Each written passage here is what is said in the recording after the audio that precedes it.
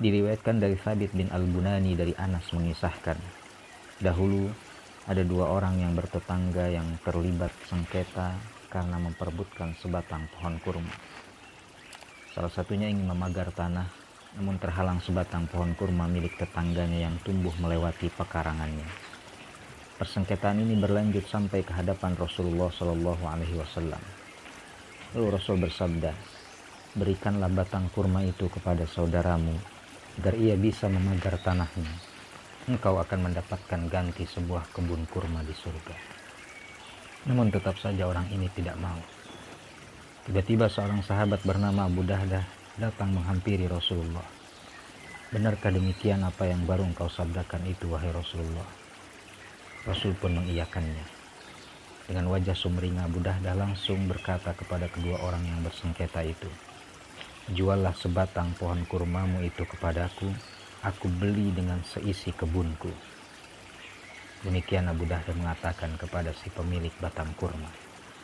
Ia pun terkejut. Siapa yang tidak kenal dengan kebun kurma milik Abu Dahdah? Di kebun tersebut setidaknya ada 600 pohon kurma. Tidak itu saja, kebun tersebut juga mempunyai sumur, villa, dan taman-taman yang indah. Benarkah Abu Dahdah rela menjualnya hanya untuk mendapatkan satu batang kurma yang dipertikaikan itu? Setengah tak percaya, si pemilik batang kurma itu pun mengangguk. Wahai Rasulullah, aku telah membeli pohon kurma itu. Aku bayar dengan kebunku. Sekarang pohon kurma itu aku berikan kepadamu. Demikian Abu Dahdah mengatakan kepada Rasulullah. Rasulullah pun terkesima dengan perbuatan Abu Dahdah.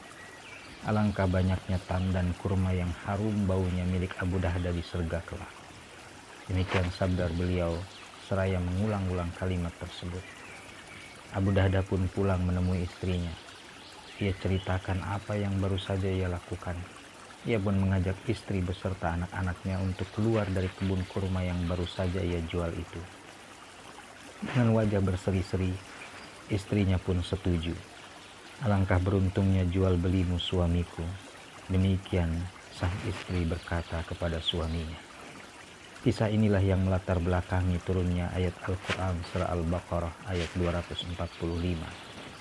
Siapa yang memberi pinjaman kepada Allah dengan pinjaman yang baik, pasti Allah berikan ganjaran kepadanya dengan gandaan yang banyak. Demikian manisnya Allah Subhanahu wa Ta'ala membahasakan infak dan sedekah. Allah menamakan infak dan sedekah dengan istilah pinjaman.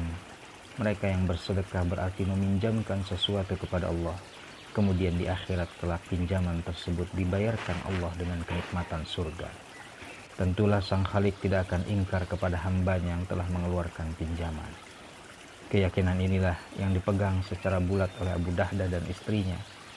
Tanpa keyakinan penuh akan janji Allah, tentu tak akan ada orang yang mau menginfakkan sebuah kebun yang sangat luas dan indah itu. Keyakinan yang mantap itulah yang harus ada dalam diri setiap mukmin. Pertanyaannya, seberapa yakinkah kita dengan janji Allah? Benarkah kita yakin dengan sedekah yang kita keluarkan akan mendapatkan ganjaran yang berlipat di dunia hingga akhirat kelak? Jika yakin itu benar-benar ada, maka tentu kita akan meminjamkan semua benda keduniawian kita kepada Allah, kemudian mengharapkan pengembaliannya di akhirat kelak.